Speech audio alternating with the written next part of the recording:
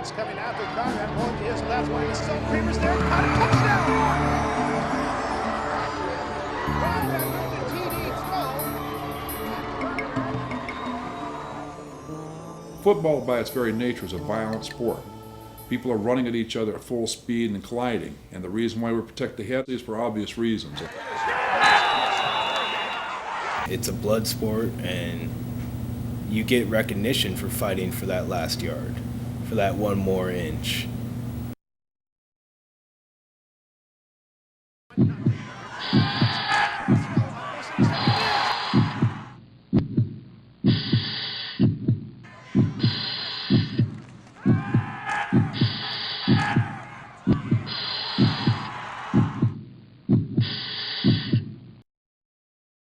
What happened? What happened? Yeah. You were hurt in a football game. What?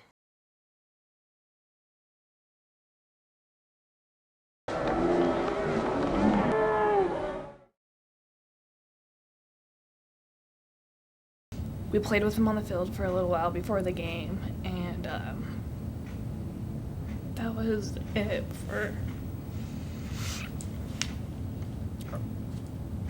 our last times with him.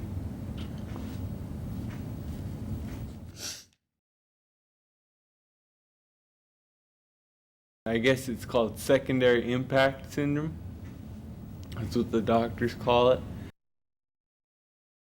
What can you say? He's gone, and that's something that you can help by instituting this impact study to prevent maybe your son not being gone from you forever. We started working on the impact program in the early 1990s, and started slowly, started working with a few high schools here and there, eventually started employing the impact program with the Steelers. I kept failing the, is it the impact test? Yeah, the concussion test. I failed that 3 times, and then I had to go see a specialist after that.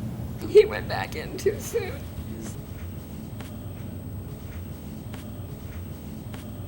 Say I'm one of the lucky ones. But I easily could have gotten a second impact that same practice, because I was out there for half an hour practicing after my first concussion.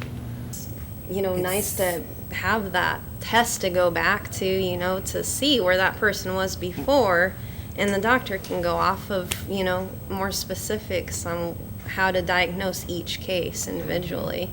I know that there's no examples of where somebody had, that I know of, where somebody had normal impact scores and ended up having a, you know, tragic outcome. We love the game of football, but they are all getting tested first, you know, and we're pro football, but we're pro keeping it safe.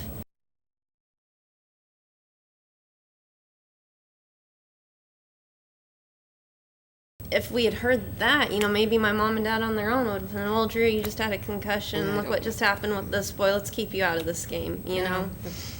You just don't even know. We need to get away from the word concussion. It is a brain injury, and that's what it is.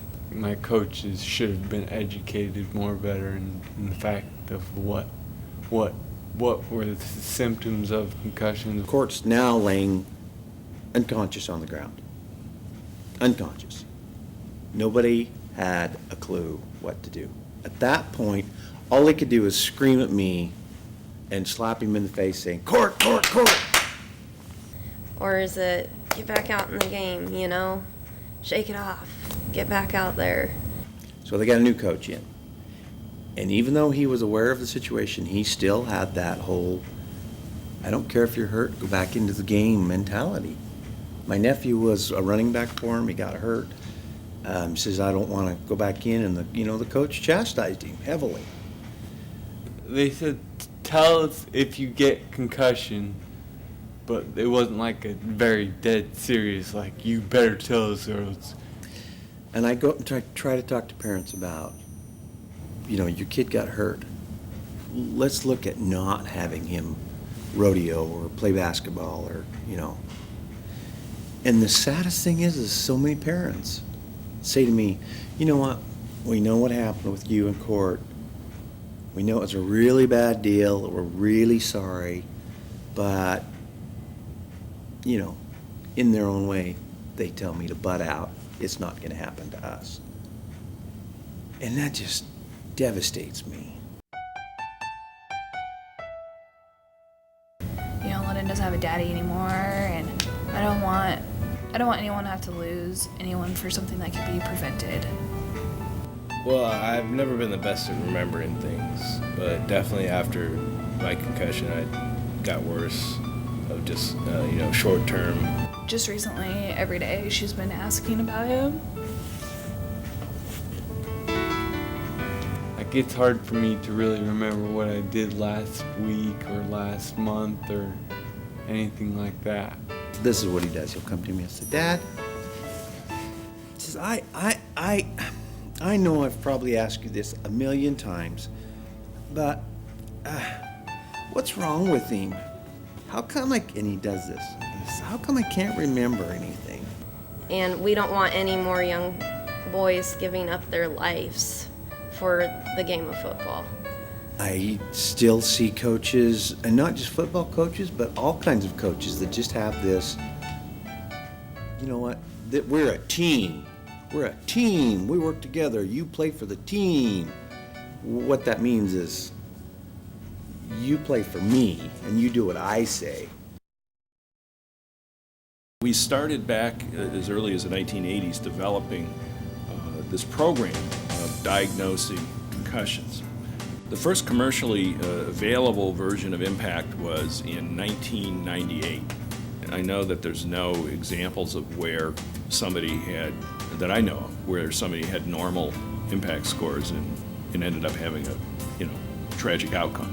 More recently, with all of the publicity surrounding the statewide legislation, the livestock law, and many of the other bills in other states, I think that's created a lot of positive momentum towards doing better concussion management. We're signing up about 20 schools a day now. I think that this is a point in time where we can really change the course of how these injuries are managed and affect the lives of millions of kids.